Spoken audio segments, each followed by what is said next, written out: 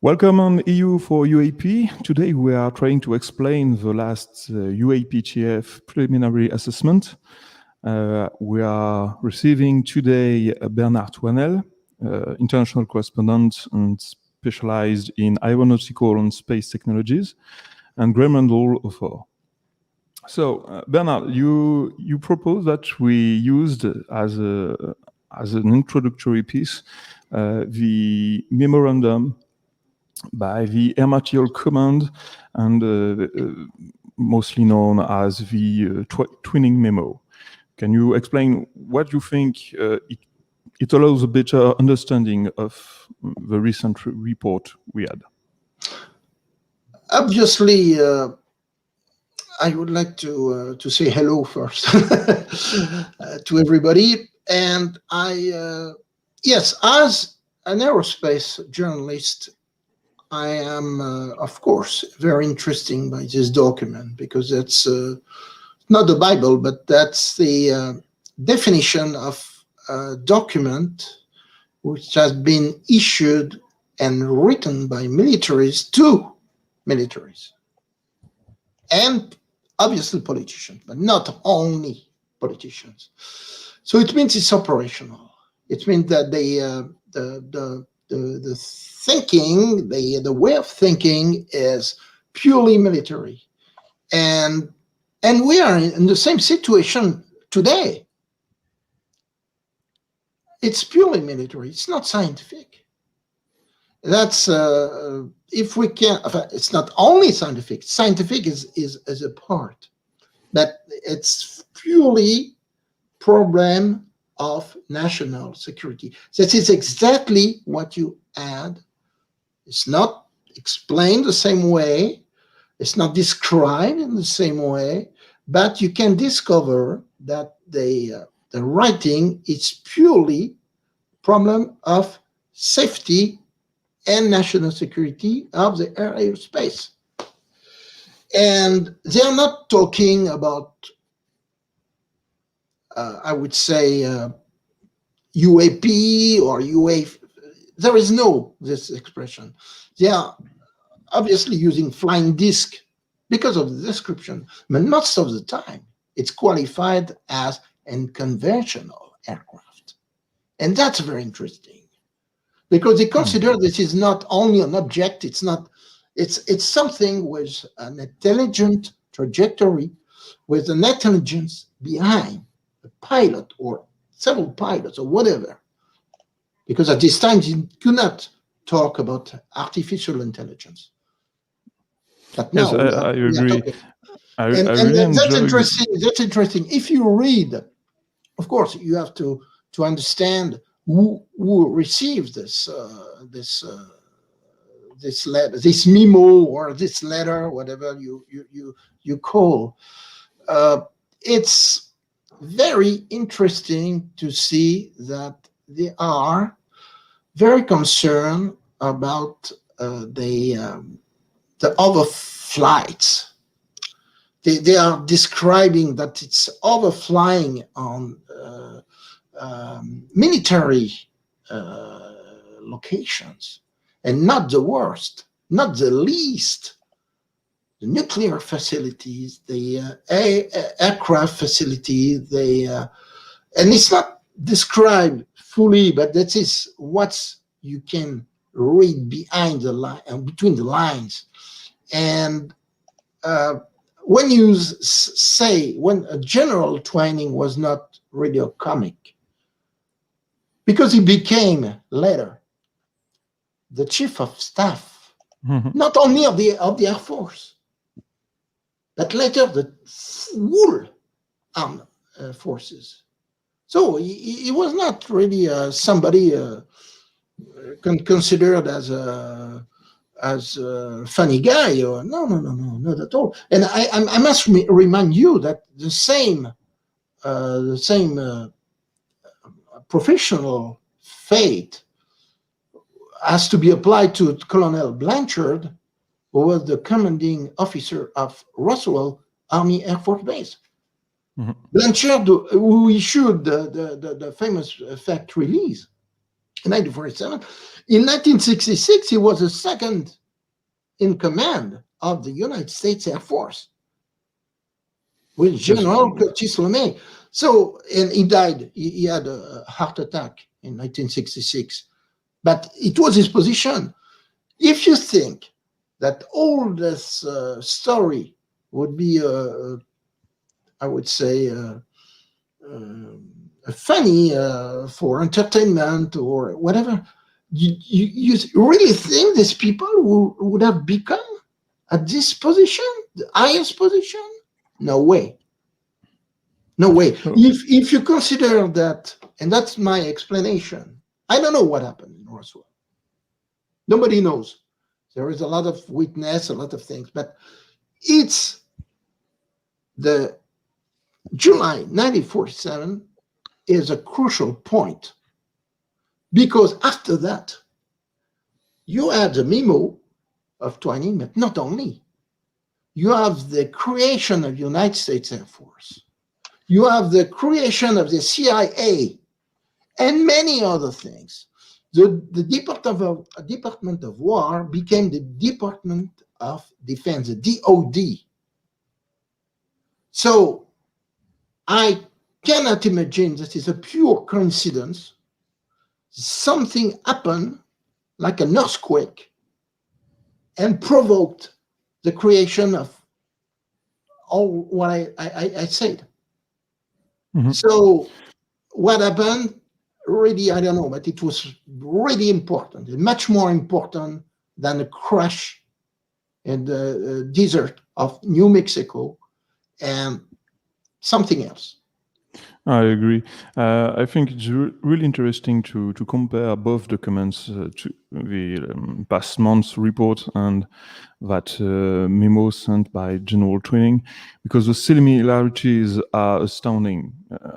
In some ways, this memorandum is more interesting than today's report, and it's 74 years in the past. My opinion is that we are witnessing an erasing of the past. Somebody is trying to put under the blanket 70 years of cover-up and trying to start anew on the topic. What do you think, Graeme, about it? Well, they're certainly reinventing the wheel, aren't they, to coin a phrase. It's funny how, these similarities haven't been sort of identified, or if they have, I haven't come across them in these last couple of weeks since the task force report. If you just go to the end of the report, it mentions about there's a recommendation that they have to have more examination of the topic. They have to have an interchange of data. That's the phrase they use, which is what you see in the language of the report that came out last month. And there's also timescales which are mentioned about how quickly they want this kind of investigation to be enacted. So there are lots of parallels between the Thouanel memo and the current preliminary report. Now, you can argue about how much kind of sort of work was done in between, and as you say, they're just forgetting the cover up. But we only can live in the present. We can't live in the past so much. So we just have to assume and hope that there is actually going to be some kind of progress that occurs from the report and from the politicians who sit up and take notice of it. And it goes forward in a much more positive way than it may have done in the past, and certainly a much more public way than it did in the past. Yes, I agree. I agree. So I've read every analysis published on that report, and I think it's really important to explain what is that kind of report. So it has been written by the Office of the Director of National Intelligence. Can any of you explain the difference between the DOD and the DNI? It's like if you are making the difference between the Ministry of Defense and I would say intelligence service. That's exactly roughly the difference. So it's not their tests are different. They're working together, but they are not. So this is definitely two branches in the government. But I would say I would like to come back to the document. And actually, I don't think you can call this document really a report. It's an abstract of 9 pages or 8 pages. I'm not sure. The report makes around 73, 74 pages in all. And that's, from my point of view, this is this document, which is very interesting. But many classified information appear on it, and they cannot publish it. They are very bothered. I don't know how they will do, but I remember Stanford Freeman showing the CIA with all the black. I think if there is a FOIA about this so-called full report, it will appear like that, because many things are classified. Why it's classified? That's because 9 pages is not only sufficient. You have to bring the material, the documents to you cannot affirm something without any evidence. It's like in the court, you are bringing the evidence. You're not bringing. That's the key. And what's inside this so-called hidden document of 73 pages? That I question. Why are they hiding that? I have some clues. I have some clues. That was my second point. So first, I think it's really important to insist that it is an intelligence report. It's not by the DoD. It's not by the military. The military contributed to the data, and very reluctantly. And it was specifically assigned to the Navy, that was much more open than the subject, because there is an old rivalry between the Air Force and the Navy, and that the Navy speaks about an unidentified aerial phenomena, while the Air Force stays silent, is, in my opinion, very interesting. So I think there is a lot of balance of powers in the making inside that report. And my second point was, it's not a report, it's a preliminary assessment. The real report, unclassified, will be available in 80 days now. And it's just a brief review of what is being available on the unclassified part. What's your opinion, Graeme? Yeah, well, the Thouanel memo was written by military people for military people. This was an intelligence assessment written for an intelligence committee. But because of public pressure along the line, they seem to have included a declassified or an unclassified assessment, 9 pages, on top of the classified amount that went to the Senate Intelligence Committee. So that's for the public consumption, and that's like throwing a dog a bone. Whereas the rest of it is the meat, isn't it? And that's the bit that you're never going to see. So yes, this was never going to be for us to consume. It was always going to be for intelligence analysts, and also the people in the Senate Intelligence Committee either saying yay or nay to pushing it forward. Because as you say, it's just a preliminary assessment. They still have to have permission to go forward and do the whole thing. Mm-hmm. So because the Senate Intelligence Committee could have said, no, you're not going any further. You haven't produced enough, or this doesn't make sense, or this is rubbish. So therefore that, had to be enough for them to go, yes, there is enough here that we want to push this forward. Yes, you recognize a threat to the United States, so therefore it's imperative that we do something about it. And this public bit, these 9 pages, say that's just a sop to the public to say, look, we're looking at this thing that you're really interested in. Here's a little bit of information, the bits we can release to you. Now go away and read that and be quiet. That's exactly what this is. We're never going to, as Bernard says, we're never going to see the contents of the 74 pages, whatever it is, that is the classified section. And if we ever did get it, it would have a lot redacted. John Greenwald at the moment from the Black Vault, I believe, actually has a FOIA request in to ask about the classified section. So we'll see how he gets on with that. But I suspect we won't see anything result from it, apart from something that might be heavily redacted. With current request, the waiting list of FOIAs from the DoD is around 6,000 demands. Yes, I can imagine there were quite a few about this. I would like to add something because about John Greenwald. He's the most scared guy at the Pentagon right now. They are absolutely scared of this guy. Ah, yes. And that's true. It's not a rumor. It's coming from the Pentagon himself. The press, the public affairs people. That's what they told me also, and what they are telling. John Greenwald is their nightmare. I agree. So the first part is scope and assumptions, and that's probably overread by many people. I found some nuggets very interesting. Does any of you found something very interesting inside that scope and assumptions part? Oh, Graeme? Certainly the list of agencies on there doesn't include the Department of Energy. Yes. And you know why?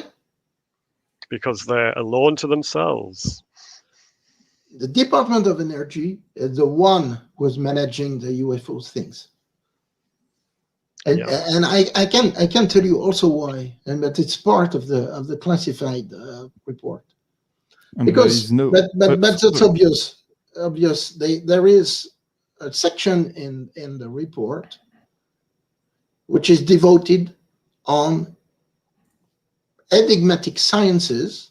That is the usual term the Air Force is using for all this research about propulsion, about models, about everything which is a breakthrough to build up vehicles of new kind, like the Tic Tac, or like any other things, which is not a rocket, which is not a launch, any conventional space vehicle we have now.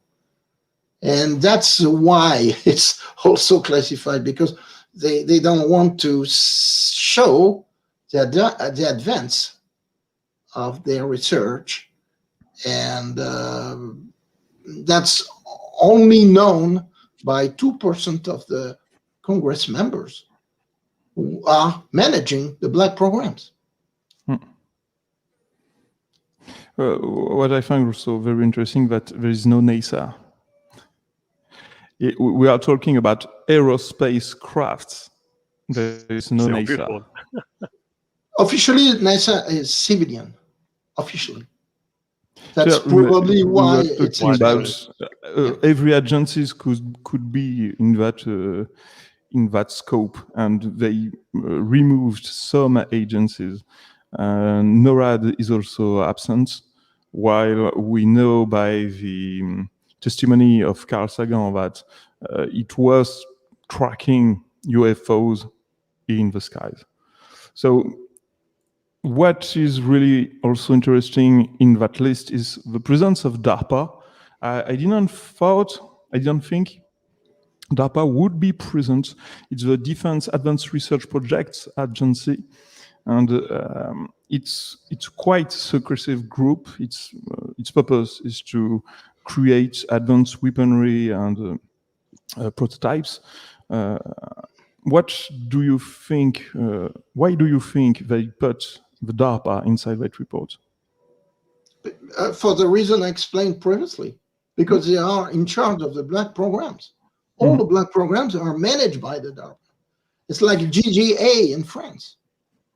Exactly. The Délégation Générale à l'Armement. It's the same thing, that the agency which is managing all the research in terms of weapons, in terms of aerospace concept, in terms of new generation aircraft, even the hypersonic missiles we are now testing. This is normal to include the DARPA. What is not normal to not see in this report is there is no reference to Space Command or the, I would say, how do you call that? The NORAD, North American Air Defense Command, but it should be inside this. Yeah, Mhm. Space And they are Force not. was That's definitely one. yeah. Yeah, And Space, either Space Force. yeah, Space Force. Space Force also, yeah. Because I think they have been created because of that. If I talk about the DARPA, it's because it has been used as an argument in most analysis to prove that the ones writing that report had access to black projects of advanced weaponry. Can we agree that it is a good argument? But this is the goal. Yeah. This is the goal of any country. Oh, this is the goal of Russia. This is the goal of China. This is the goal of France.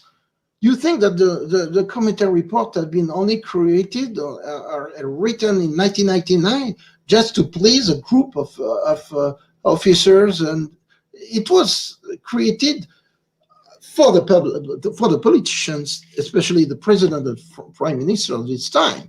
But it was also made to, I would say, create a sort of earthquake with Americans. And in fact, 20 years after, it worked. Because who used the committee report first? Leslie Keane. Leslie Keane. She didn't know anything. She was just coming from, she was a my question was more, does the presence of DARPA means the one making that report had access to black projects and could check that black projects were not involved in the UAP reports they had? It says input. It doesn't say exactly what type of input. So input could have been a conversation they may have had, just like a sort of, a low-level conversation, which just gave some groundwork in terms of what possible context they could have. It doesn't mean to say that they actually, went somewhere and saw something or were told about some kind of project. That could mean almost anything. The wording in these sort of documents, especially in the unclassified part, is always deliberately put down, so it's quite vague. You can't pin it down on anything. It's like the Pentagon, like the spokesman kind of reports. People take it apart, but really it doesn't always mean anything, and yet it does mean something. So in this context, input could mean anything you like. It could be just, it could mean, yes, somebody got a tour of somewhere and was shown something, but it also could just mean that a telephone conversation.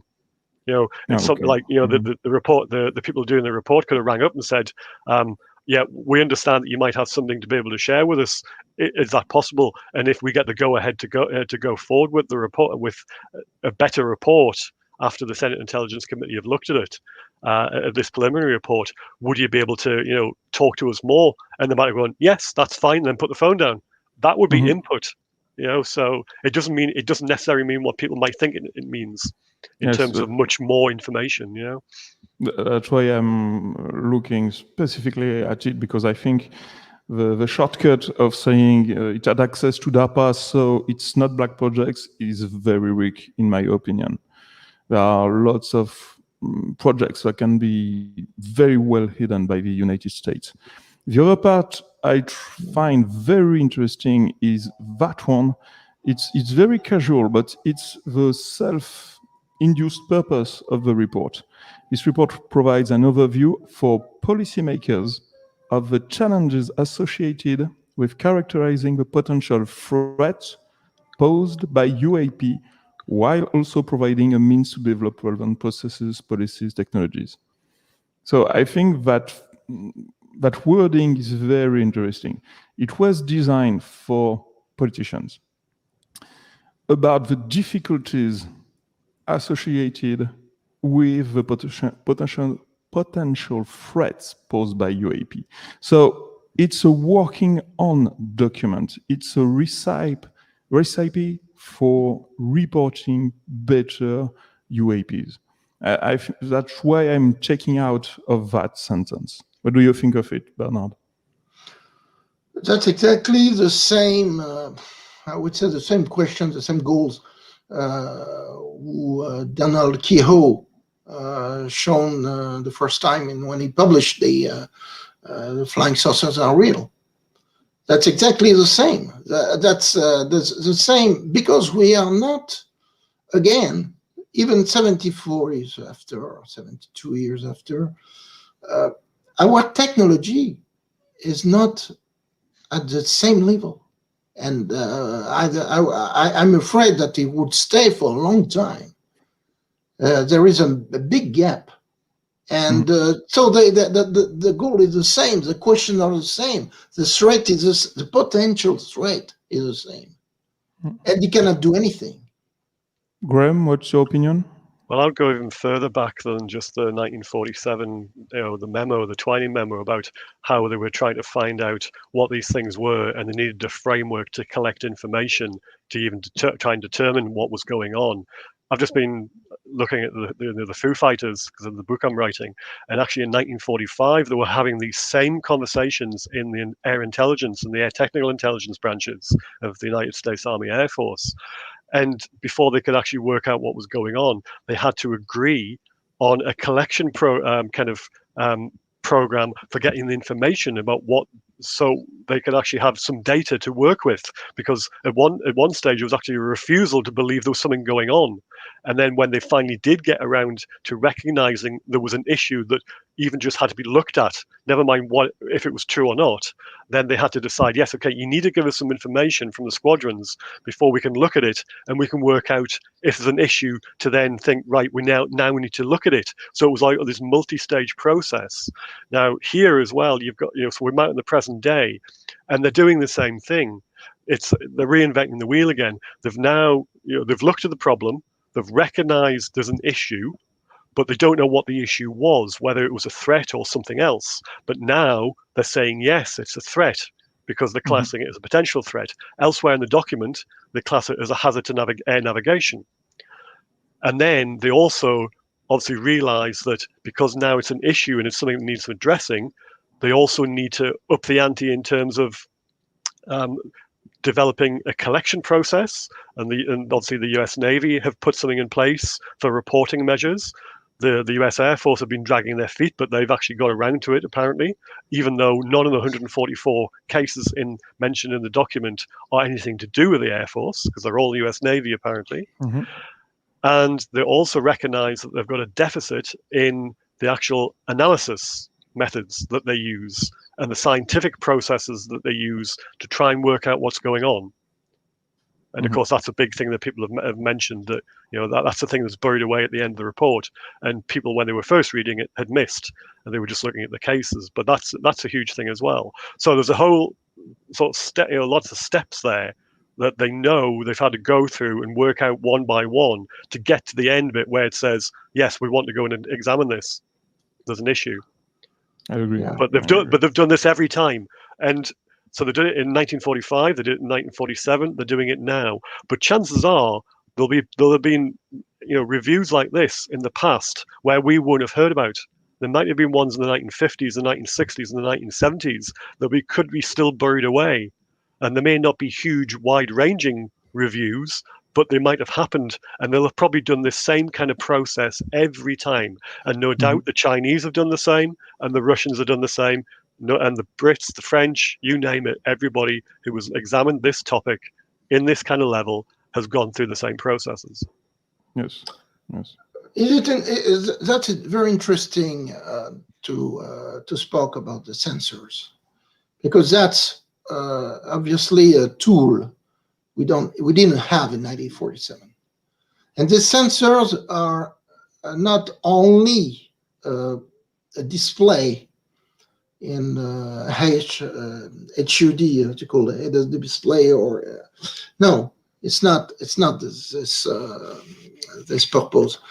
Sensors, when you can, and that's why the Pentagon has recognized officially the videos, the 3 videos that have been officially released, because it's not only visual.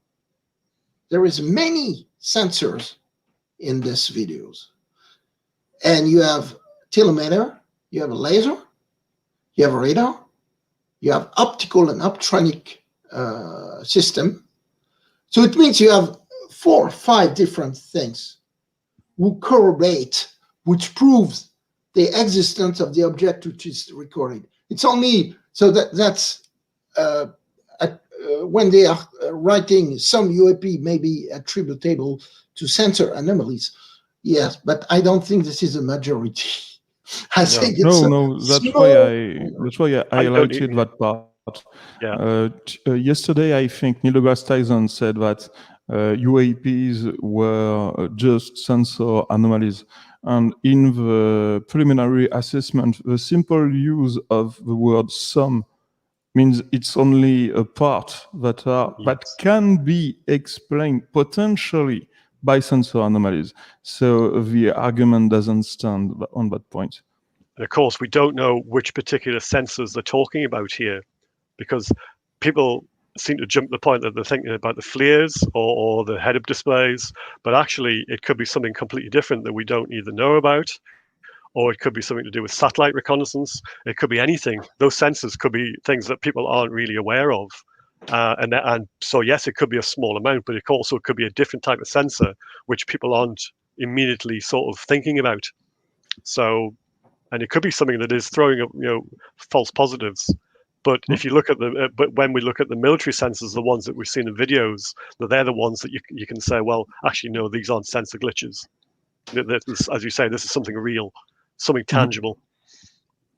And intelligent, because they don't describe, and we don't have the investigation documents, but you have, on Blue Book, you have an idea. When I had the chance to buy all the Blue Book documents, it's huge. Even censored and everything, it's huge. The conclusions of many reports are very interesting because they are signed by military officers, high-rank officers.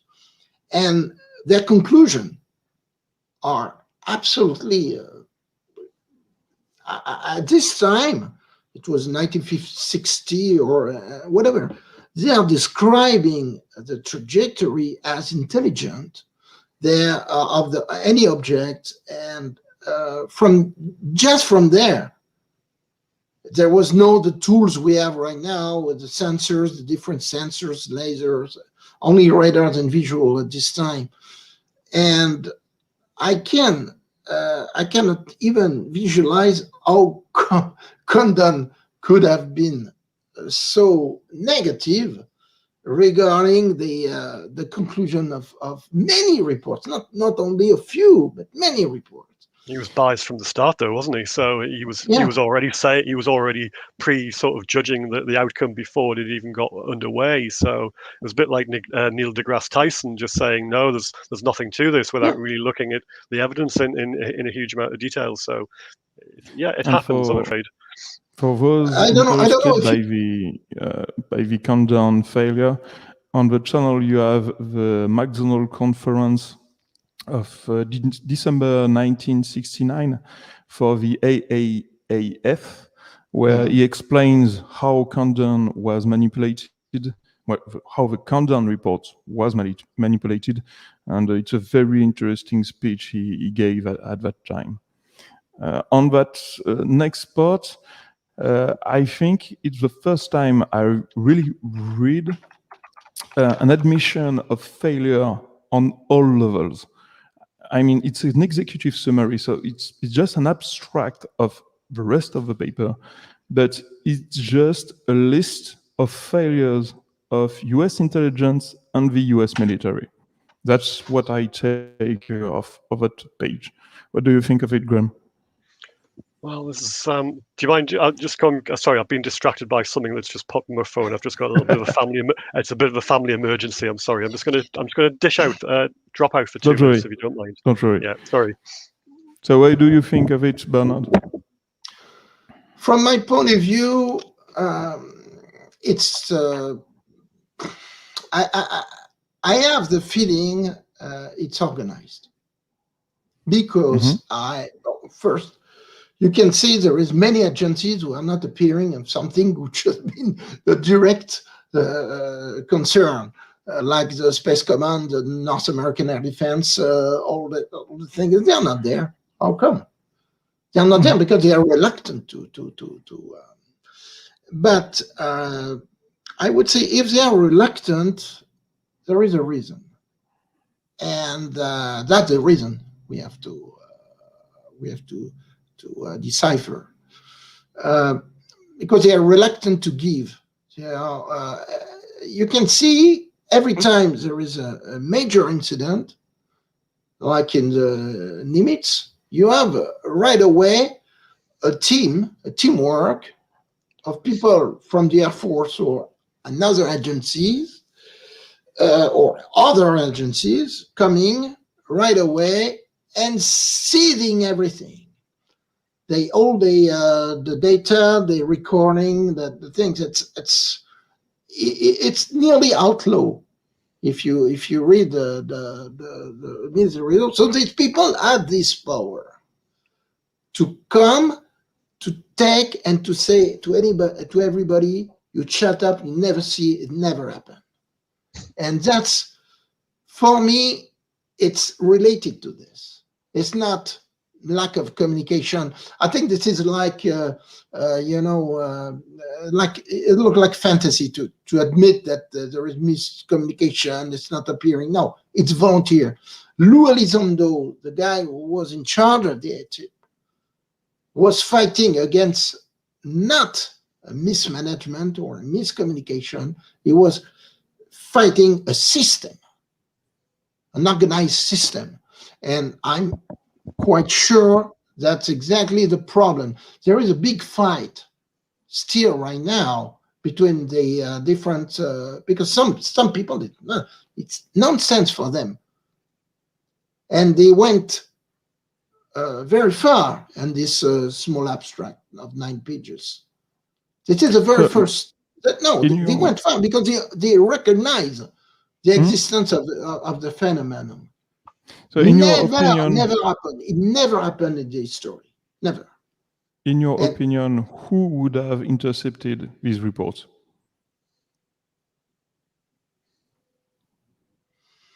It could be another agency. We don't know, because the ATIP existed for a long time, and we never had even the clue that this agency existed.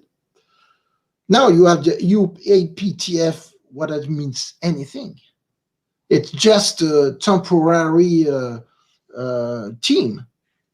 But I suspect there is another things much more structured, much more solid, and secret.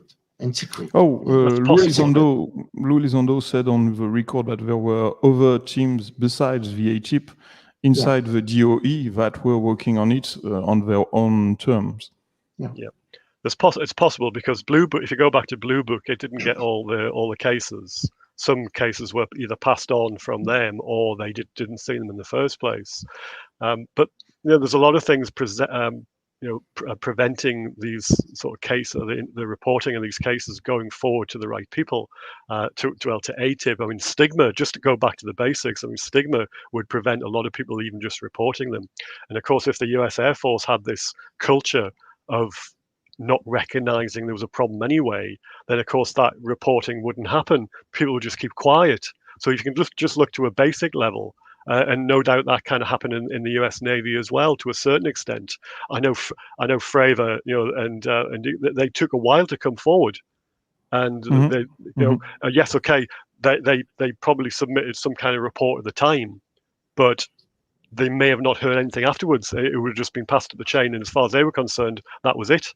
They might have been debriefed or something, but who knows where that information went to? But they wouldn't then have pushed it. And other people who saw what happened to them may have just kept quiet about it afterwards, because why would you want to go through the same hassle? And that's just where all that stigma comes from. But we're in a different place now, because the US Navy have a proper reporting system. The US Air Force have said, according to the document, that they've instigated a pilot program, if nothing else. So hopefully that's going to develop into a full-scale, widespread collection process for all the US Air Force service people to be able to submit reports when they see things.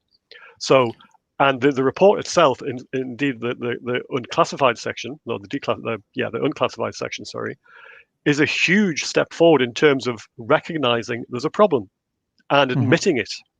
Because for an intelligence service to admit a failure or a gap in their knowledge is enormous, and it's certainly not done. It's not done publicly either. You have to kind of prize this kind of information out of them. And for an intelligence service of any country to admit to a failure in their information collection service or a potential risk or a threat that's on their doorstep, that's an open invite to a potential adversary to go, oh, they've got a little weakness here. Perhaps we can exploit it somehow. So that's again. So to make the admission opens up a lot of other doors as well. And what do you think of Bernard's idea that it is organized negligence? I'm not sure if it's organized in so much as, I suppose if it is, then it's just down to the culture. And that culture has pervaded through the US military since the 1940s, and actually earlier into 1943, 1944, 1945, because even in the wartime cases, there was a culture of, oh, you're seeing things, or you must be mad, or you're trying to get out of flying missions, or you're trying to pretend you're insane. Have you been drinking? All this kind of thing. These were all the things that were bandied about. And squadron mates used to take them to make jokes of people who said they saw things. Now, if that was a culture in the war, then those people who served in the war actually went on to go into higher positions after the war. The people who stayed on and made the Air Force their career. So the people like Butch Blanchard, who Bernard mentioned earlier, he was actually a squadron leader in the Pacific, and their unit saw red balls of fire. He then became the chief at Roswell, at the Army Airfield at Roswell when the incident happened, and then, as you say, you went to the Pentagon. So there'll be other people like that who were involved or knew of cases further back, but then as the years went on, they just carried that attitude forward, said nothing, kept their heads down, and that encourages other people around them to have the same mindset. So you just keep quiet about it. Because that's interesting. And the people who you see that come forward don't get anywhere. They don't get promoted, or they get kicked out of the service, or they get ridiculed somehow. So everybody who looks at that going on just goes, well, I'm sorry, but I'm not going to have any part of that. I'll just keep quiet when I see something. But the information might still be reported quietly. They might still have some other kind of process where they actually reported it. So it might have got up the chain. But publicly or widespread in the Air Force, no, nothing like that. That culture is still there today. Yes, you can tell that from the report, because you can tell they've been literally dragged into producing this setting up this pilot program, and it's only a narrow focus as well. It's not widespread across the Air Force like the U.S. Navy program is. It's not some big procedure that goes right across the Navy. It's very, very small. So in relation to what we were saying at the beginning of the episode about the Twinnings memorandum, you have that line that is almost exactly identical to the memorandum from 1947. It's the same thing, just more sensors. It's the same thing. And the other part that has been just reproduced everywhere in the press was this sentence. So when I read it the first time for the French, and for the Frenchman, and I translated it, it was just regular for me, because it's just a system of classification where you have reports and you try to extract the best reports. So you create different levels and you just launch your report and check if it goes into a box, and if it doesn't get inside any box, it's an interesting report, and you keep it in the last box. So everybody lashed out at the report for that last bin, said over. But for me, it was really interesting, because that's what you're looking for the over, and you can You can't put a label on it. You don't know what it is. So of course you will call it over. What do you think of it, Bernard? It reminds me an experience I have when I was making my reports in different flight test centers and the one. By pure luck, I went to the people who were working on that subject in the Air Force. Pure luck. I was interested by exotical propulsion, and I went to a test center, and I contacted the public affairs. So I would like to write an article on that. And in fact, they welcomed me, and I was amazed because when I came inside their facility, I saw the corridor, but it was not highly classified at this time. It was much more ignored. And the department was named Enigmatic Sciences.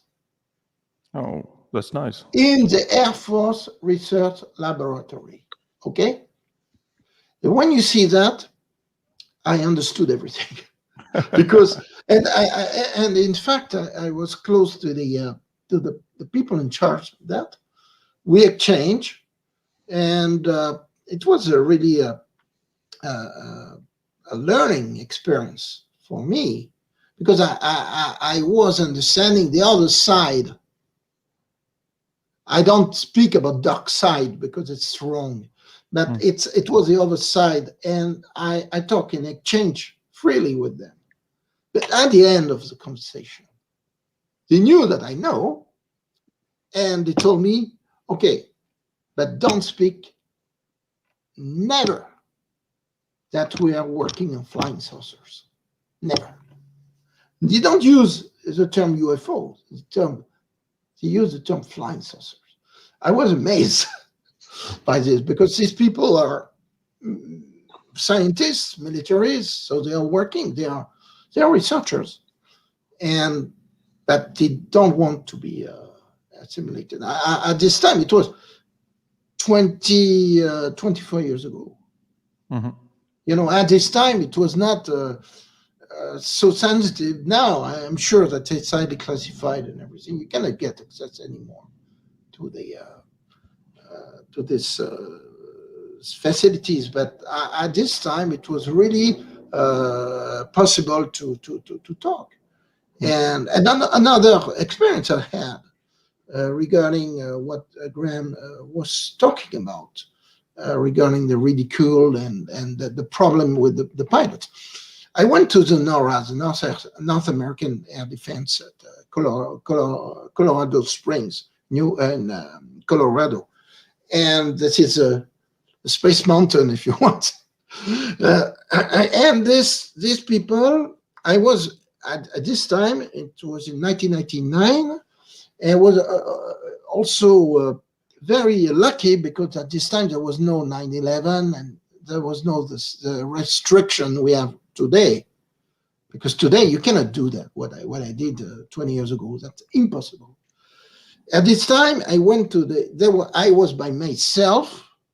I was the only journalist and photographer to be there. I visited all the space command, and I saw the guy from the CIA and their cubicle, and the guy from NASA and their cubicle and everything. It was very interesting to see how they're working. And I saw the 3D Earth representation on display with all the space debris and all the spaceship around. So they are tracking everything. And they have all the sensors, they call the sensor, the DSP satellite and everything. You can see when there is a launch, or they can detect all the point of heat of any missiles or anything. So that's very well covered. 360. There is no shadow. I was not able to make a picture of that even 20 years ago. It was impossible, but I saw it. So they know perfectly when there is a an entrance or in the appearance of any fast walker or what they called the UFOs, and fortunately I knew the colonel who was there to make the briefing, and I knew him. He was a F-15E Strike Eagle pilot before, and I recognized him. So we had a good contact. And suddenly, I went straight away. I said, "What do you think about the UFO things? What you because you cannot ignore them. You see them."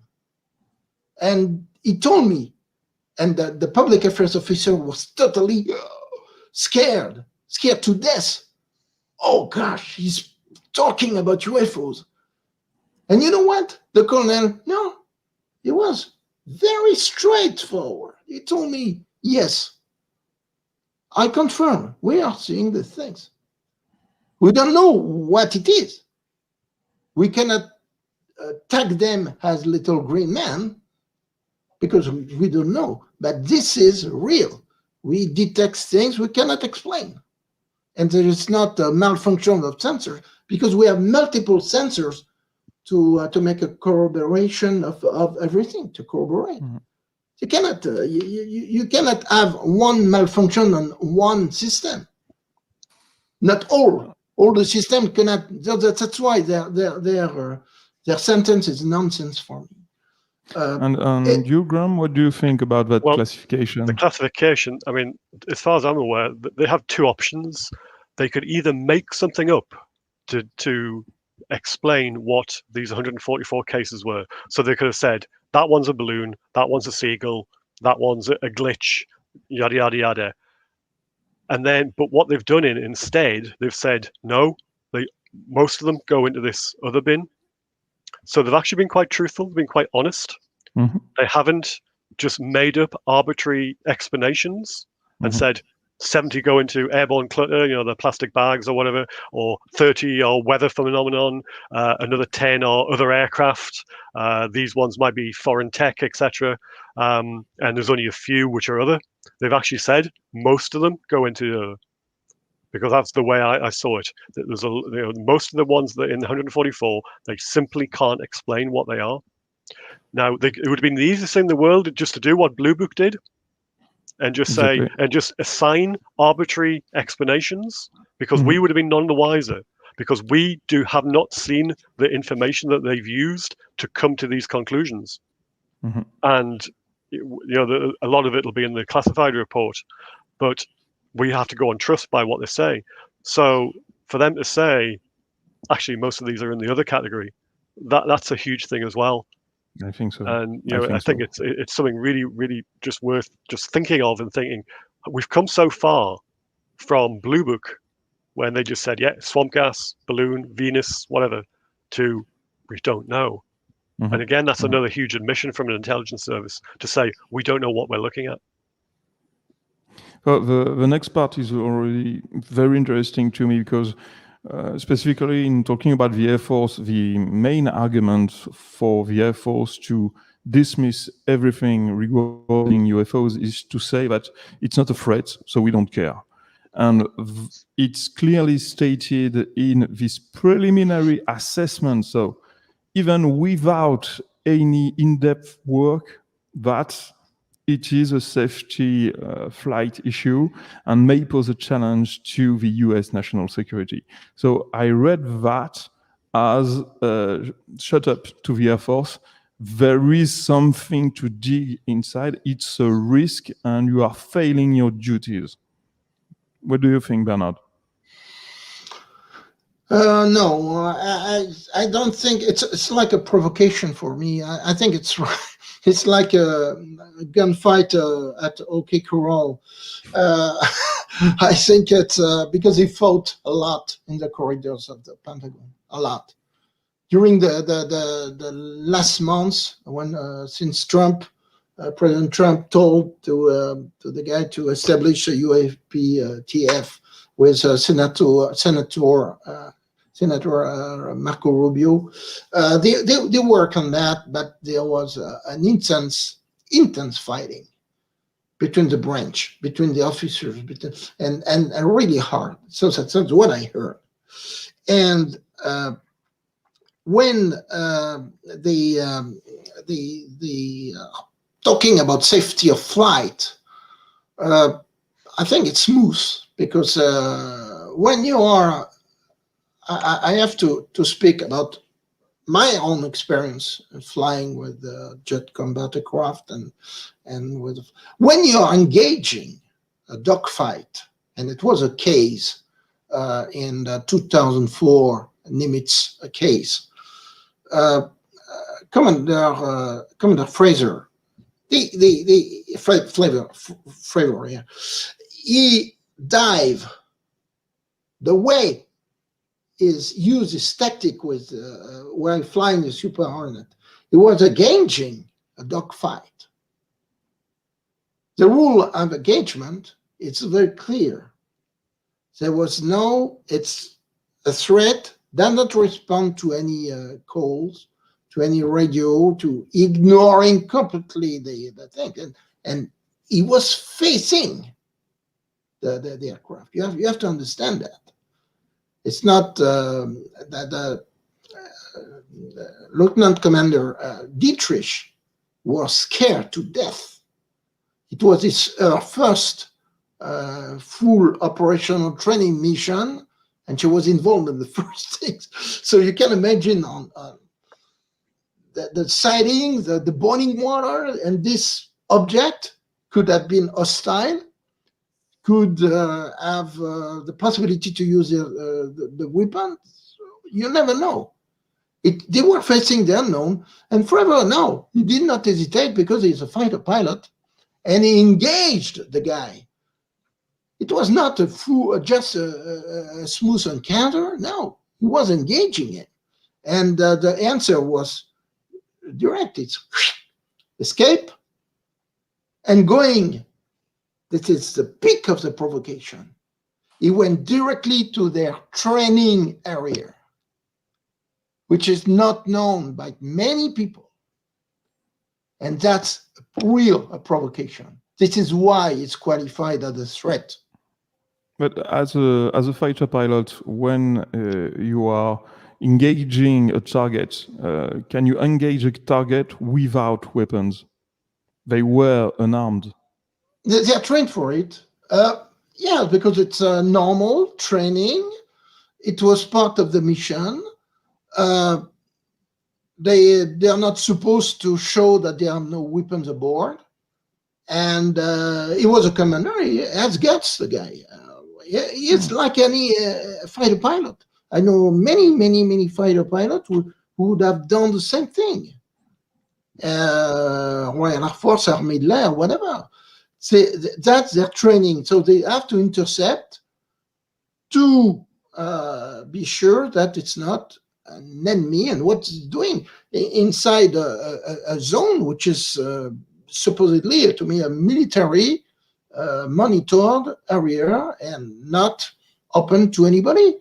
And that's a general law in the flight rules, and you don't have to interfere in the military training area, and that's also the case. They work completely. So it's like a provocation. Provocation means threat.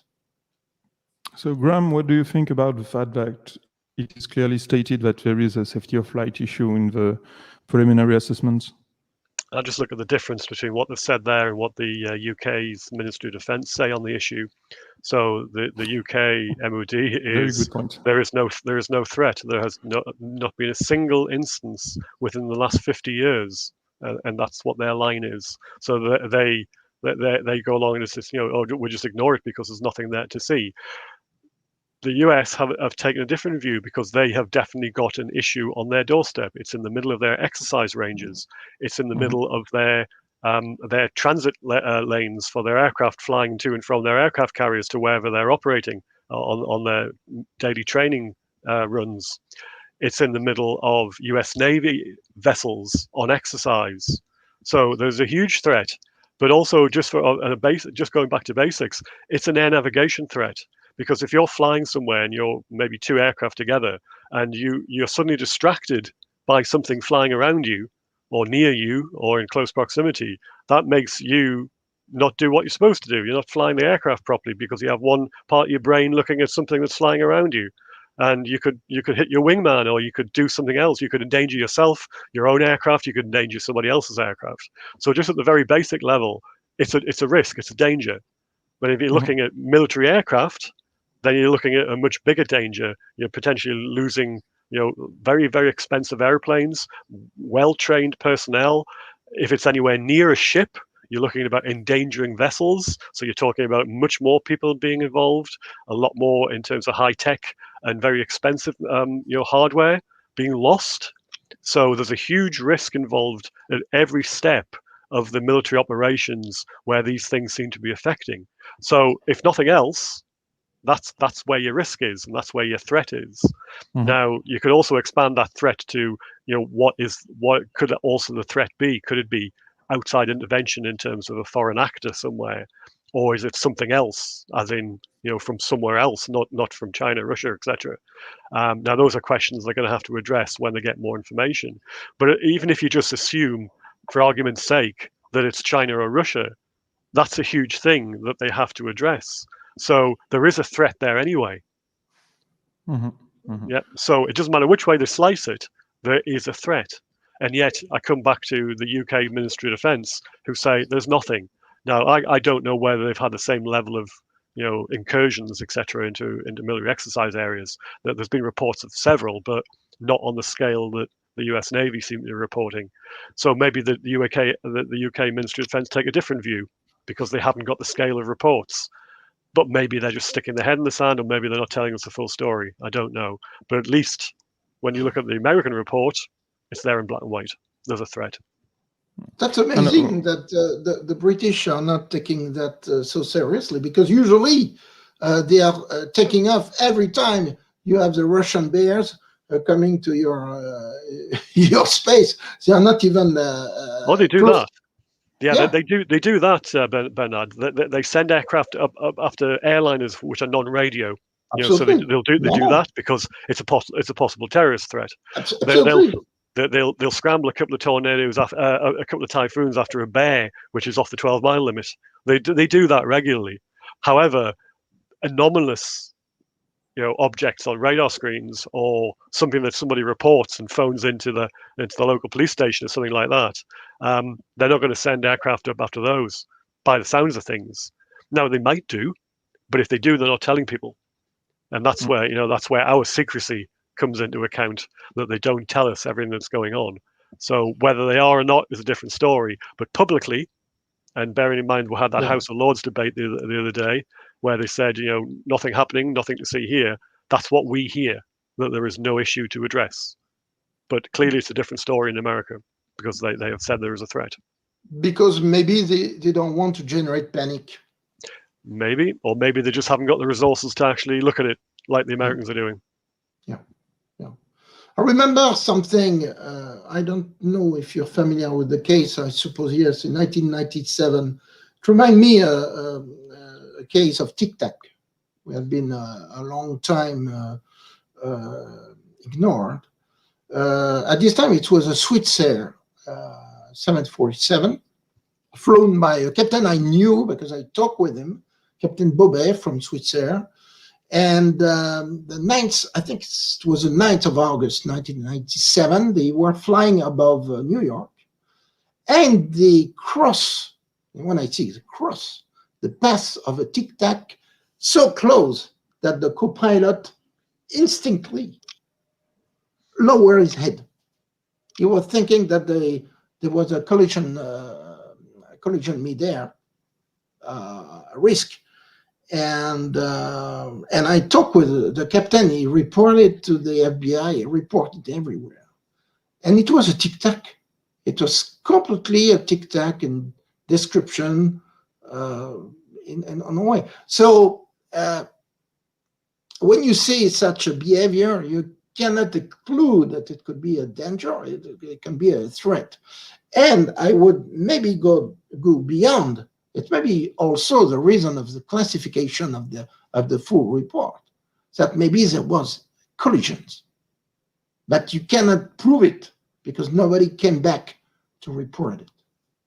Oh, I have some sources that are digging into past reports to check back air patrols lost in flights. The next part is, so we talked previously about the part above. We were able to identify one reported UAP with high confidence. In that case, we identified the object as a large deflating balloon. The others remain unexplained. So what's really funny for me is that even this large deflated balloon is confidential. So we can't have access to that report. I found it interesting. But I think that the really interesting part is that the others remain unexplained. So to go back to what Graeme was saying about the fact that you can just put a fake category on it and say it's birds, and you just dismiss everything. They actually say that almost all reports are unexplained after a year of investigation. Yeah, it's amazing. What's your opinion? It's a lot already. So here we have the description of the various difficulties, but we already talked about it. Stop me if you think I missed something. Here we have the first analysis we can have about what is really happening, but I think it's just the very beginning. I had some leaked reports, but I can't confirm that it is from that report. But what is really interesting is that this exact same wording was used recently by Louis and Joe that defined specific behaviors depending on the shape, size, and propulsion used by the aircraft. So what's your opinion about that, Bernard? It's consistent with the goals, the research goal they are working on. Or I would say, as I told you previously about the Air Force Research Laboratory, that's what they are working on. Mm-hmm. They try, of course, that's the Holy Grail for any people. It's not the Holy Grail. It's not to get a Typhoon or a Super Hornet or a Lightning II. It's to get this vehicle.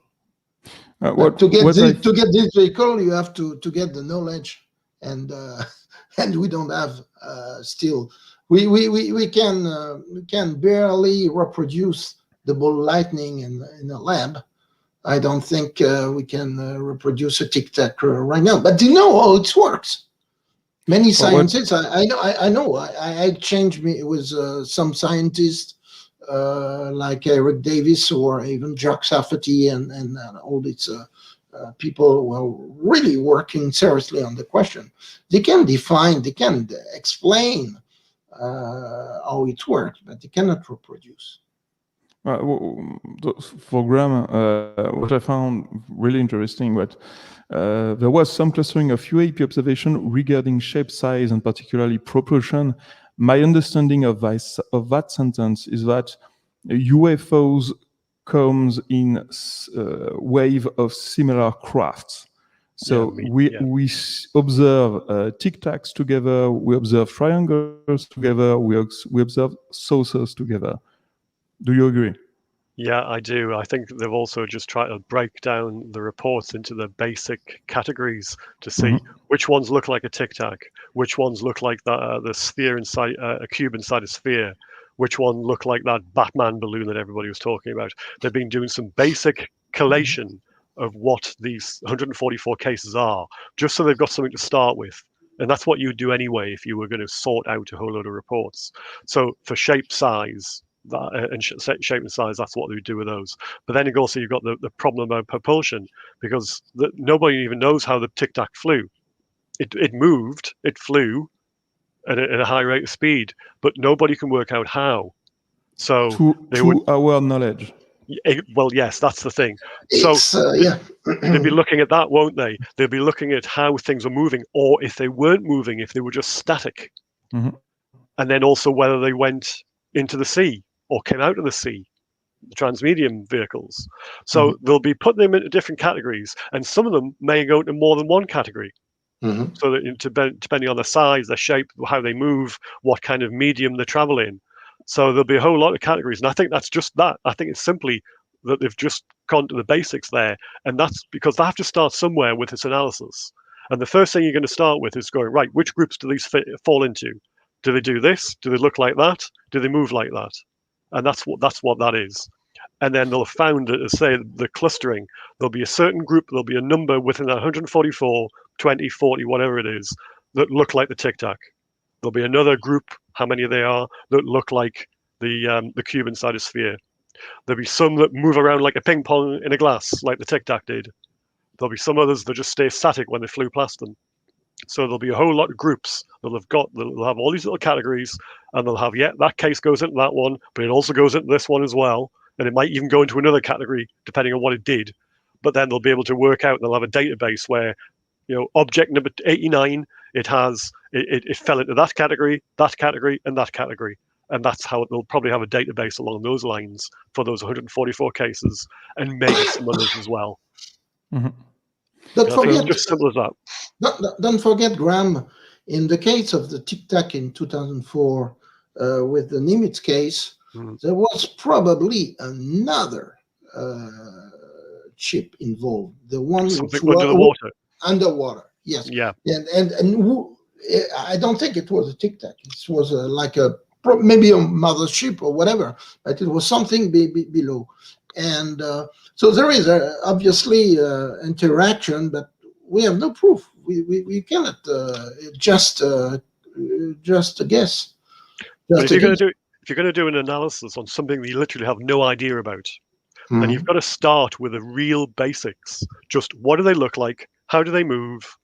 Do they fly in the air, water, space, whatever? And that's where that classification will come from, where those little categories. And that's a starting point, and it's probably where they've started from. It's where I would start if I was doing this. I couldn't see anything less basic to start from. So the last part of that paragraph that I found interesting was I translated, and I know that Rendall promotes an analysis based on 5 different observables. To be honest, there is 6 observables possible, but there is only one that is really interesting: is the moving without inertia. That is really outside everything we can do. Every other aspect of these technologies we can reproduce individually. We can't reproduce everything at the same time, but the main technology we can't reproduce individually is moving without inertia. And it's currently being researched because it's a very, very big military interest. So I think really interesting that it is also used as a single element of analysis, acceleration or degree of signature management. Yeah, agreed. The Tic Tac demonstrated it for sure. So that'll be one of your other categories that they're putting things into. Say, that thing moved and we don't even know how it moved. It came to a halt without us knowing how it breaks so easy. It can turn at a right angle or even a more obtuse angle without banking, without slowing down. So that'll all be in the mix in terms of how they classify these things. But there'll probably still be no nearer trying to work out how it happens. But at least they'll be able to identify it. And that next sentence is, I think, the most important of the whole preliminary assessment. We will group such objects in this category pending scientific advances that allowed us to better understand them. So if I read that correctly, it means that they don't have the scientific advances currently to understand them. Do you agree on that? Do you think there is another question they didn't ask? Do these Tic Tacs and other UAPs are operating in the same time frame we are? That's a question mark, because that could explain a lot of things. And obviously, I think there is many questions, and we don't have the ideas because we don't have the knowledge. We don't have the tools. That comes into that. No, that's fine, Bernard. That comes into that sentence there about the pending the scientific advances.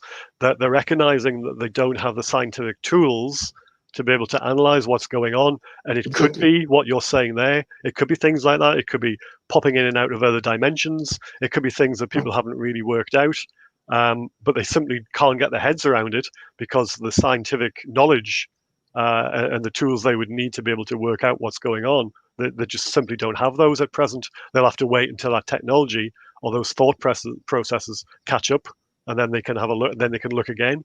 It's like the theories that people put forward, myself included, about crash retrievals and people who have craft buried away, hidden away somewhere. If they did recover something in 1947, they wouldn't have known what they were looking at. They wouldn't have the scientific processes back then to go, oh yeah, this is how this works. Oh, we can fly this. So they might just put it away and then look at it every 5 or 10 years, every time they have a bit of a leap in technology, and then they'll just go back and have a look at it and go, oh, can we open it up yet? Can we fly it yet? No. Okay, go back to the drawing board. Wait another 10 minutes, another 10 years, see if the technology improves to the point of where, oh yes, we can open it up now, or we know how it flies now. So, and that's the same thing here. They simply aren't at the level that they can understand what's happening, because it's one of these things, we haven't thought of this yet. We haven't invented this yet. Exactly. It's exactly what Graeme is stating is absolutely true. We are exactly in the same situation like Leonardo da Vinci. You bring a cell phone to Leonardo da Vinci or a laptop, what he will do with it? Nothing. And it's not so far. If you take the time frame between our present period and Leonardo da Vinci in the Middle Age, it's not so far. And how many hundred of years is nothing. And so you can imagine that the gap, and it could explain why the scientists and the Air Force is reluctant to because they cannot explain that. Try to explain that to the public. They cannot. Even the politicians. The politicians are not. They cannot. You have to be open-minded. You know what happened during this? Because I think it's very important to explain what happened during the briefing with the senators and congressmen at the Hill. It was a 40 minutes briefing. And I think around 12 videos shown to the politicians, and most of our were classified. And when they left the room, some politicians were completely, I would say, not scared, but they use the term. It was during this 40 minutes real science fiction. Yeah. You can imagine. You can imagine that 40-minute briefing being 35 minutes of them showing videos, and 5 minutes at the end going, "We don't know what these are, and we haven't got the processes to work out what they are," and that would be essentially what they would have said. Yeah, but what they saw shook them a lot. Yeah, exactly. So you can imagine that it's not only to classify because for military reason. It's maybe because they want to, as I said previously, they don't want to generate panic beyond the public. Because public are eager to know, but once they will know, how they will react. But they're also hiding a huge intelligence failure, aren't they? And a failure in their kind of technology to be able to work out what's going on. So there's a whole lot of things going on in terms of what they can't tell people and why they can't tell people. So it's not just we can't tell you about UFOs. It's we can't tell you about these because it actually betrays a huge gap in what we do and what we do for a living. Yeah. We tell the president, we tell his advisors what the Russians are doing, what the Chinese are doing, but we've got this thing on our doorstep which we can't even tell you what's happening. And what's even worse, we haven't got the tools to be able to work out what it is, even if we wanted to. So how does that play? In the next part, we currently lack data to indicate any UAP are part of a foreign collection program or indicative of a major technological advancement by a potential adversary. That's for me very interesting because the whole line of defense from the DoD was to say it's Chinese or Russian, it's new generation drones or hypersonic missiles. And it's written black on white in this preliminary assessment. So not even the full report, just the assessment. We lack data to identify any UAP are part of a foreign collection program.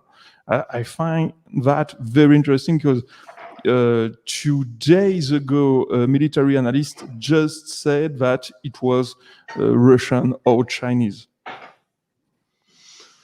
I am not disagreeing. I think that I discovered myself because in my job I am analyzing the Chinese Air Force development and especially the creation and the development of helicopters and jet fighters. Every 6 months you have a new one. To give you roughly, barely, it's a lot. It's a lot. We all know this equivalent of development. We had the development before in the 50s, 60s, but not at this point. So they are gaining every day, every year. The Chinese are developing also exotics things. They are. I have some proof that they are working on a vehicle which is close to a flying saucer. And for tactical reason in use and with helicopters and so on. So it's a weapon with two crew members aboard. So it's not the Chinese are also developing non-conventional and exotic things. So, but they are trying to adjust our present technology to this vehicles, but they are working on it. Well, on that point, both Russia and China spoke openly. Russia in last August, a year ago, and China 2 weeks ago about that specific part. And they said that there were UFOs in the skies, they were investigating them, and the exact same sentence has been said by the Chinese. The initial focus will be to employ artificial intelligence, machine learning algorithms to cluster and recognize similarities and patterns in features of the data points.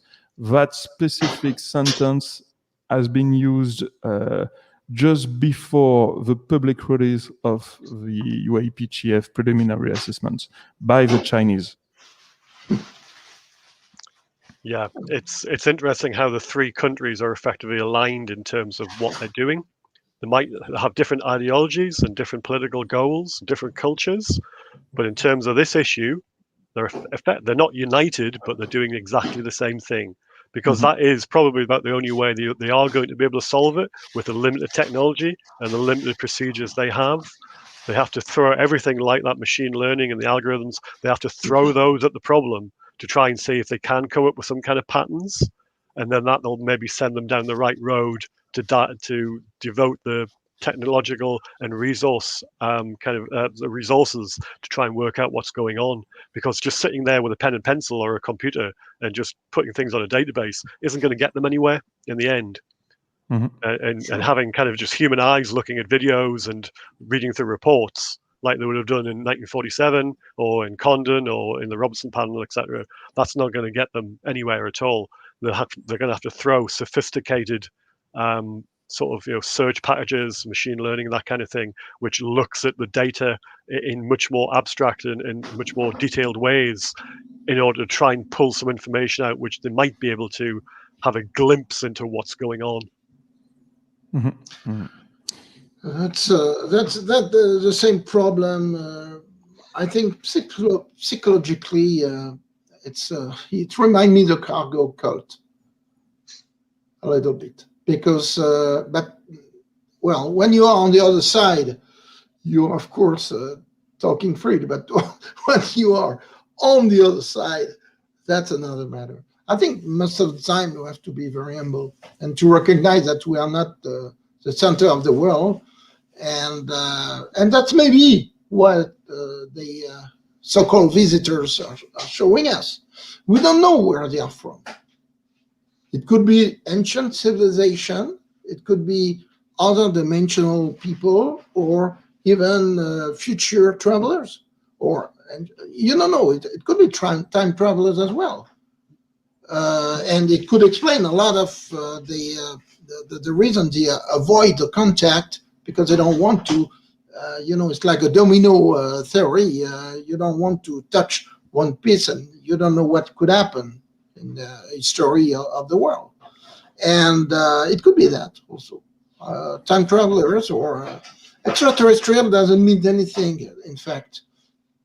So the last part of the report is about advices regarding the next step of research for the full report that is due in 80 days. And for me, it's pretty much self-explanatory. I don't know if any of you noticed something of importance inside of it, except that for me, they are taunting the US Air Force and the FAA about their lack of information about that topic. So the US Air Force have a bit of a sort of a mountain to climb in terms of getting on board with being a bit more open about what they're seeing and what they're doing about it. But at least that's encouraging because they've got a pilot program. There wasn't any information that they could give the task force at the time that the report was collated, but hopefully next time around there will be some US Air Force cases in it. And if there is another declassified or unclassified report, then hopefully we'll have some information about what the US Air Force are seeing as well. Personally, I doubt it, but we can always hope. In terms of the federal, the FAA, then yes, their information doesn't seem to go anywhere. But I guess there's a will to do it now, so they'll have to come on board as well. And who knows about what other agencies are dragging their feet? Because I know we had that big list at the start of the document, and it said input. And I still go back to, well, what does input mean? It doesn't mean to say full input, full disclosure. It doesn't mean to say a huge, happy kind of, link between the agencies and the people writing the report. Input could even be a telephone call saying, "Can you give us information?" And they go, "No," and put the phone down. So, it could be as simple as that. So, we don't know what else is going on. They've only listed two there. They've listed the US Air Force and the federal, the Aviation Administration. But as to what the other agencies, what they're doing and what they're holding back, that's another story entirely, isn't it? Exactly. What's your opinion, Bernard? It's amazing to see this study coming back. In fact, it's still back from the future. Okay, and we have many examples in the history of Blue Book and so on. And I think it's the same still, the same reproduction of what happened 70 years ago. And in Project Twinkle, it's very you remember the Project Twinkle, the green fireballs. Above all the strategic base, storage facilities for nuclear weapons, research facilities, Air Force base, naval base, everything. It was well analyzed.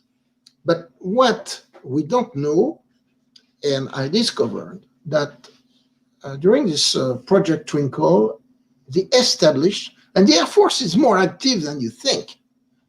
The Air Force reacted.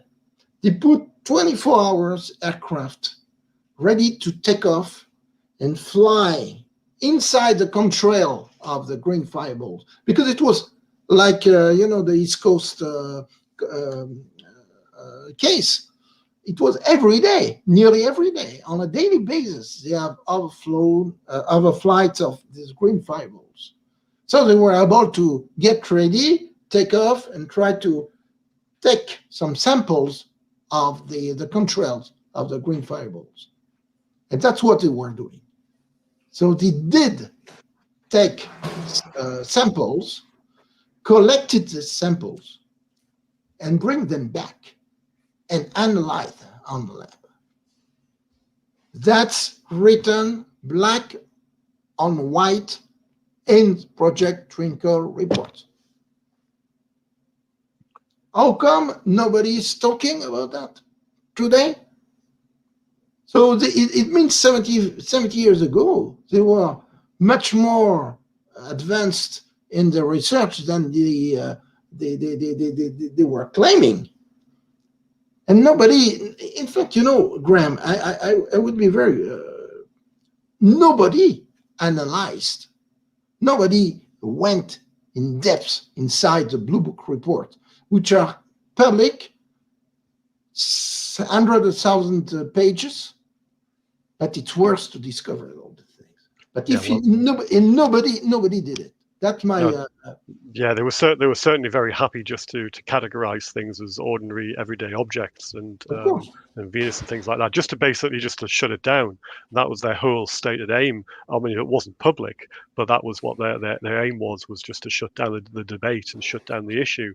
So nobody was prepared to do any analysis, least of all the Air Force, on what those reports were, at least in public. Now, whether some kind of analysis went on in the background, that's a matter for debate. And the cases that didn't appear in Blue Book and went somewhere else, no doubt some kind of analysis might have been made on there. But it didn't seem to get them anywhere at the time, like it didn't get them anywhere in 1947, like it didn't get them anywhere in 1945. So we're still back to square one. We're still reinventing the wheel. They've still come up with a report which basically asks the same questions, albeit in a different phrase, with better equipment and more high-tech airplanes than they were asking in 1945, 1947, 1953, 1969. So, you know, all the different years. So we're back to square one. But hopefully this time round, they'll have the impetus and they'll have the public kind of scrutiny and also the political scrutiny to be able to push it forward without, you know, the United States Air Force just going, no, we're not playing. We're not getting involved in this. There's nothing to see here, because the U.S. Navy seem to be quite on board with it, don't they? I have a question. I have really a question to ask you to both Graeme and Baptiste. What is, from your point of view, the real reason they are unveiling such information right now? I have a part of the answer, but I would like to ask you if is it not related to the private space exploration? Because from until now, there was not private companies to go to space and so on. So they were not supposed to be exposed to the UAP. And now, as they're opening the special tourism and such things, do you think it's not related? Because of these new companies like Branson, Bezos, and Elon Musk, now they will be exposed, so they have to get some info to give to the public. Do you think this is not the real reason that they are now opening a little bit the flow of water? Baptiste, do you want to answer that one first? So, to the best of my knowledge, but I can't say who my sources are. The main reason for secrecy was the fear that rival nations could spy on the development of technologies trying to reproduce UAPs. And the main fear at the time it was discovered was already a Soviet technology. So that's for me the main reason of the start of the secrecy is by pure fear of seeing the Soviets developing a technology far beyond anything the US had, because at that time they thought that the Russian would spend 20 years to develop nuclear technology, and they did it in 10. So, in my opinion, it's a fear of losing a race. the more they would have need to develop a scientific research on that specific part, the more it would have increased the risk of leaking the information to the Soviets. For the reason of why now they are starting to talk about it, my sources tell me that we are starting in labs to develop some kind of technologies that at a large scale could be UAP technologies without retro-engineering, just by basic scientific inquiry and technological research. So there is no point today to maintain a secrecy that it's technologies we are developing today. I think as far as the original cover-up went, I think they were both Russia and America were very, very scared that it was each other's technology. And also they thought there was some kind of psychological warfare going on in terms of the other countries trying to make on that they had the technology as well, to try and frighten each other into some kind of arms race or some kind of belief that each other had a kind of technology that they didn't actually have.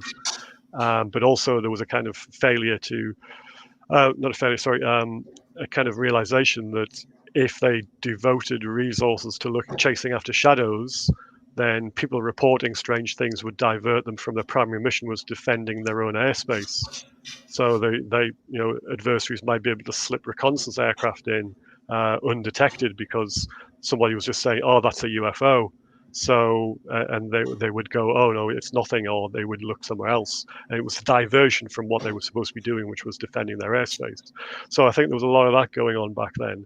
But in terms of the current releases of information, I'm not entirely sure what the original impetus was, but I think it's got to the point where it's a snowball effect, and there's been a lot of releases which they haven't been able to control as much as, for some reason, as they would have in the past, when they would have shut it down.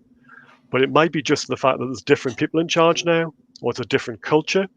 There might be a slightly more open culture pervading the people who are making the decisions, or they may have just taken their eye off the ball for some reason. And for whatever reason, those 3 videos came out. Obviously, you had Chris Mellon and Lou Elizondo were instrumental in getting those out. And somehow that got past them. That got past the usual blocks, the usual barriers to releasing this kind of information. And then once that was in the public domain, that just set the ball rolling. And it started gathering, momentum. Like a snowball going downhill, it just gathered and gathered more snow, and then of course other people thought it was an ideal opportunity to release other things. So these other the other videos that Jeremy Corbell has released, we wouldn't have seen them otherwise either. If it hadn't been for those 3 original videos, chances are they would never have come out. So there's a culture amongst the military that it's sort of okay to talk about this kind of thing as well. That stigma might be just slightly being eroded because people think, yeah, it's in the public domain. People are talking about it. They're not just laughing at it all the time. There's a bit more sensible debate on TV.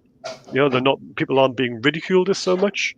So therefore, the momentum is building, the significance of its building, the seriousness of its building, and people aren't necessarily just shutting it down, at least in public. They might be trying in politics, in the military. I know there's a whole debate about politicians saying, "Oh, this is demonic. We don't want to talk about it." And the military probably do want to keep a lid on it for various reasons. But I think the cat's out the bag, to coin a phrase. I think it's a case of that information's out there. It's not going away, and the public now are wanting information as well. And there's campaigns to lobby congressmen and senators and other officials in the states, and they can't run away from it anymore. They can't say there's nothing there. It's Venus. It's swamp gas. Even the Pentagon's own spokespeople are coming out with stuff where people are just looking at what they're saying, going, "No, that's sorry. You're just telling us lies." So at one time, those kind of statements would be taken as gospel truth. Now they're not. So they can't even hide behind official denials anymore because people simply don't believe them. Mm-hmm. I would like to, if you allow me, Baptiste, I would like to read a paragraph. Sure. It's not a document from me, but I think it's bringing an answer to our questions. So that's the paragraph is entitled, "Finally, why the secrecy?" We are currently not aware of the extent of the knowledge that U.S. military personnel have gleaned from all the studies that they have conducted on the subject, either based on sightings or, as has sometimes been written, based on materials that have been allegedly been recovered. Whatever the case, it's clear that the Pentagon has had, and probably still has, the greatest interest in concealing, as best as it can, all of this research, which may over time cause the United States to hold a position of great supremacy over terrestrial adversaries, while giving it a considerable response capacity against a possible threat coming from space. Within this context, it's impossible for them to divulge the sources of this research and the goals pursued, because that could immediately point any possible rivals down the most beneficial avenues. Cover-ups and disinformation, both active as well as passive, still remain, under this hypothesis, an absolute necessity. Thus, it would appear natural that in the minds of U.S. military leaders, secrecy must be maintained as long as possible. Only increasing pressure from public opinion, possibly supported by the result of independent researchers, by more or less calculated disclosures, or by a sudden rise in UFO manifestations, might perhaps induce U.S. leaders and persons of authority to change their stance. It doesn't seem that we have arrived at that point yet. It was written in 1997, that the committee report. I agree. Yeah. So we have two addendum to that report that are mostly ignored in the analysis, but I think they are very interesting. The same day that preliminary assessment was released, we had a statement by the Deputy Secretary of Defense asking that the DoD create a group, a permanent group of research, and the acknowledgement by the DoD that they received the demand and would act accordingly. So I think it goes directly into what you're saying about the committee report. Yeah. But some things that is very interesting, because the committee report was outside the United States, so they told what the Americans would never host to say, and I have the feeling that that's why. Is it the possibility that the committee report give an influence 20 years after? I really doubt, because at the time it was not the case. But 20 years after, you don't know. You don't know who is really affected by these writings. And when Leslie Keane, because she is the one to have promoted to the committee report in the US, and I remember that this report had been distributed at this time by to certain key members of the Congress at the Hill, and they were aware of this. It had been translated, obviously, by the translation service of the Congress. So it's not really a job made by amateurs. No, not at all. And in fact, we never exposed that. And but I know it was too early at this time. But 20 years after, it's looked like what they wrote on this report was right. Can you imagine? Sorry, Ben. I finished. No, it's again a bit of a gap here at my end.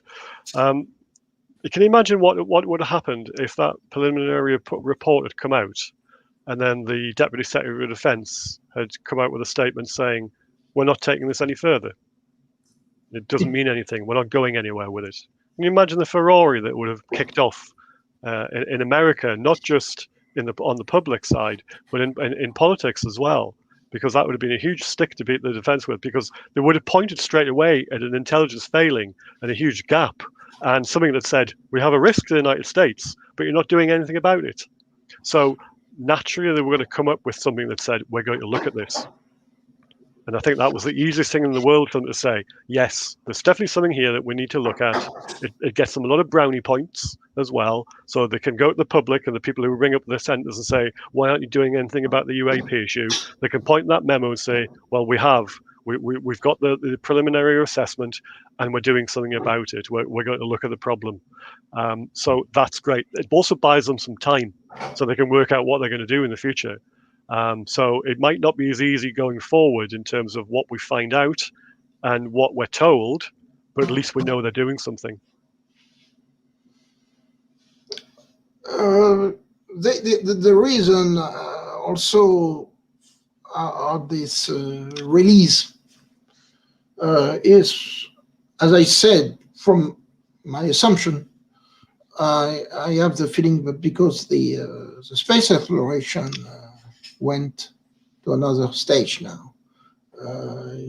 Chinese are in the moon, are on Mars with their rovers, and same thing with the Americans. And I think it will be very and much more difficult to hide this phenomenon and the external parameter, if you want. Yeah, I agree. And I think it's difficult. So we have to live with them, and because we live the nest. We live the nest because the Earth is our nest, and now we are going on another planet, and it's starting now. It's really a new era, and we cannot ignore it. The problem is, can we prepare the public correctly without generating panic or culture earthquake, religion earthquake? So we have to be very careful of that, and that's why I understand why they are reluctant to talk about it. Because people, when it's a Pandora box, once it's open, it's open. You cannot close it. Yeah. And we are at that point. We are at this point now. So I'm very sorry, because for the conclusion, I'm trying to find a quote inside the report, but I can't find it. It was in the meaning of now that we know there are UAPs around our training facilities, we need to develop some means to protect these facilities. So it's somewhere in the report, but I can't find it. What do you think it means? In my interpretation, it means literally, if you want to protect your facilities from UAP incursions, you need to develop weapon systems against UAPs. I don't see any other way of doing it. It's a quest for weapons. It's a quest for weapons. That's obvious. Every research cannot be civilian. That's a nonsense to think that we can finance high-tech research of this kind without to have a thought of to build up weapons. That's the history of the world anyway. Anything has been based on weapons, and this is from the weapons we have a civilian application. but not the reversal. I'm not too sure it's an immediate call for weapons. I think it's a case for looking to see what's happening, because to have a weapon, you need to know what's happening. So until you understand what they represent and what their weaknesses are, if there is a weakness, you can't develop a weapon against that, can you? So I think they have to understand what's going on before they can then determine how to combat it. I know that'll be their end goal, but I don't think they're there yet either. That might be what they want at the end, but I think until they understand what the problem is and what these things are and how they fly and how they could be disrupted somehow, and I don't think they've got a starting point to be able to say, oh yeah, we can build a gun, or we can build a missile, or some kind of electronic gear that can disrupt them. They'll have to work out what's happening first before they get to that point. But I agree that could be that'll be probably the end goal, is to have some kind of defense against them, because that's the way they think. That's the way militaries and intelligence would come at a problem like this. I think that I agree with Graeme. It's purely defensive, because that's a. But remember, it's I would say it's an old science fiction theme for a long time. Remember this this TV series called Project UFO from Jerry Anderson. It's very well known. It's exactly but it was of course it was really a science fiction thing. The bad and the good. Yeah, I remember it when I was a kid. yeah, it was a great one, and I like it. But now it's different. It's the reality, and they have to react accordingly. And but they don't want to generate panic, or it's very difficult. But the science fiction, that's true. It's bringing us some ideas and some, I would say, theme of reflection of think tanks. And so I found the quote. It was in the memorandum of the Deputy Secretary of Defense, not in the report. Establish recommendations for securing military test and training ranges. It's there. I read that, but I agree. It can be perfectly defensive. But if you create, it's the dichotomy between shield and sword. If you create a weapon against a UAP, you know what technology that UAP is made of. Yeah, you can't establish a weapon until you know it'll be effective. So yes. And of course that's a huge admission that they can't secure their own airspace, because that's effectively what that's saying, isn't it? Mm-hmm. They have a problem with it, which they do. So that's a huge glaring failure. What are the Air Force doing it, or what the Navy doing about it? Well, who knows? But you can imagine the same conversations happening in China and Russia if they're having the same problems, and presumably they are. The Russians and the Chinese probably have a slightly different mindset, that this will all be a kind of a fait accompli, that they'll have actually accepted it as an issue, because that's certainly in Soviet days. Everything was it was brute force, wasn't it?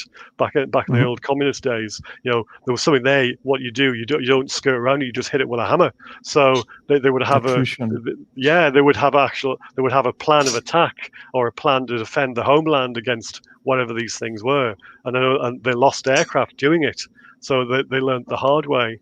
No doubt the Chinese had the same problems as well. But you can imagine the similar mindset in Russia and China at the moment, that it's a threat, and they wouldn't have any qualms about calling it anything else. It would just be, no, it's a threat. We have to meet it head on, and we have to do something about it. Whereas the Americans sort of skirt around it, don't they? Use more flowery language in determining what's going on, and it's buried away in bits of reports by the Russian and the Chinese are going, yeah, we need to sort this out. What's everybody doing about it? And they will have it all set out, and they'll have people working away on it straight away. So we won't have time to take questions today. We are closing to 2 hours. Do you have a word to conclude? Let's start by Bernard. Well, personally, I think I have already concluded with the paragraph I read. I think that we are past the step. What next? What next? That's the real question to ask. We don't know. We don't know what would be. I hope that there will not be a new Robertson Commission and such things like that, because it will be backward. But I'm not, depending what we are facing, What if this is really a threat? We have to get fears for the future. If it's really because we cannot exclude that our nuclear explosion and our witch science transmitted to the universe, and we don't know. We can attract also the interest of space grasshoppers. People who are trying to get, we have a good source of food somewhere, and that's the theme of Independence Day. So if we have that, I don't think we have many things to expect. Or we are facing a more not a threat, but a warning that we are not alone. We have to respect what the universe is made with. Different civilization, different culture, so we have to accept them. If they have bases on Earth, but we have to accept them as well, as long as there is no interference. But now, and for the public that didn't read the committee report, it was the conclusion of the committee report. Yeah, because this is the conclusion. But from the American point of view, they are interfering, so they are enemies. That's basically what they are showing. I cannot blame them, because that's rules of engagement for the any militaries. I don't know. I personally don't know what the future will be, but I hope, it's not coming from our side. It's coming from the side of these visitors. If they want to show themselves and put a final period to that, they can do it. What about you, Graeme? I'm quite shocked, really, in a way, because I've been looking at this topic since for the last 40-odd years, and I've seen a cycle from reading through the history of it since 1947. I've seen a cycle of sightings, inquiries, reports, and then cover-ups, and it's just been a continuing cycle. Every so often, the numbers of sightings build to the point of where they have to have an inquiry of some description to get the public off their backs, or to get certain politicians off their backs, or whatever, and then they have this huge overblown report, and they say all these things are going to happen, and then it's just covered up. This time round, it's different. They've had the sightings, they've had the inquiry, they've had the report, but there's no cover-up. There's actually some kind of agreement that they want to go forward, and I never thought I would see that in my lifetime. So I'm actually very, very optimistic. I'm not as naive as to think that everything's going to be solved, and maybe we don't get an answer in my lifetime, but I like to think it's very positive and it's moving in the right direction. So that's what I'd like to leave people with. Okay. Thank you. In my opinion, I think it's really interesting that Bernard insisted that we used the 1947 memo from training, because it's something I'm very fond of. I really like to dig into that era of military reports, and it shows me that there is little hope to have on that topic. I think the reports and studies that have been made in the 47s, 50s, early 50s years were really advanced at that time. We will spend probably 10 years to reach that point. So in my opinion, there is nothing to really wait from the intelligence community of DOD on that topic. And we should start to create by ourselves scientific programs to study that topic on a public level. Graeme, Bernard, thank you so much for being here tonight. It has been a wonderful discussion. I've learned very much. I thought I knew everything about that report, but I learned so much by listening to you and talking to you. So I would like to thank you both for coming tonight and talking to me. Thank you. Thank you. Pleasure. Bernard, where people can find your work? Especially in the book, but this book is exhausted. I'm preparing two different books to be published. But this book is it's really a big book of 354 pages, published in 2003. Did not get old. Still on the spot. And what's the synopsis of it? Synopsis. So that synopsis is very simple. It's a gathering of, I would say, of facts, of investigation. What I did during 10 years in VSD for the special issues were published and were very successful. And of course, the commentary report, which had been published in 1999. But from 1998 to 2006, I think, 2003,